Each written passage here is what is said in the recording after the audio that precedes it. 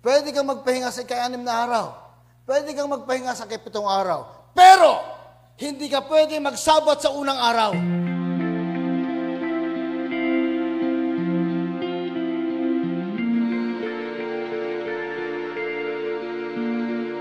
So he set aside the 7th day as a memorial of his accomplishment work, which he said it was very good. Then he blessed the 7th day.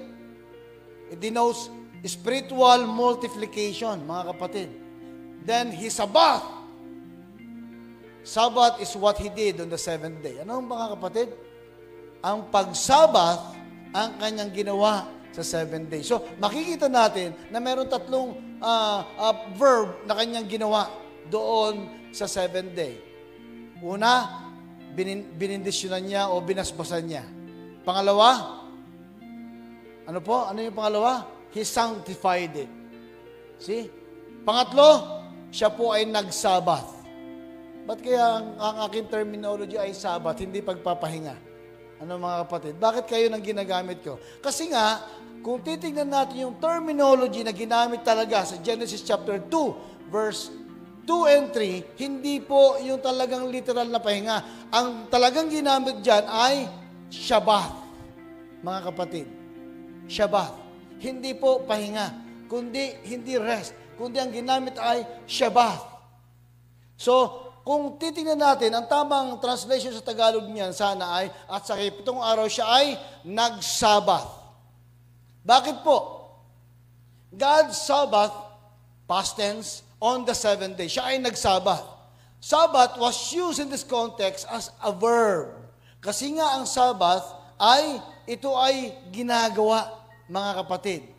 Now, tatandaan natin, pwede kang magpahinga sa unang araw.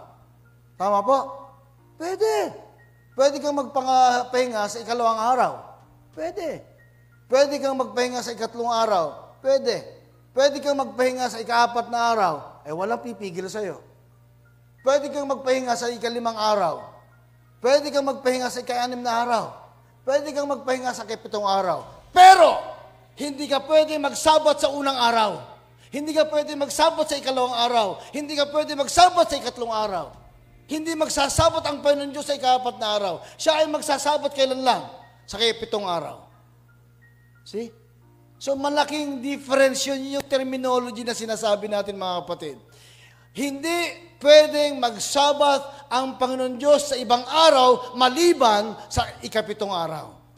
Doon siya nagsabat. That's what He did. He blessed the 7th day. He sanctified the 7th day. He Sabbath in the 7th day.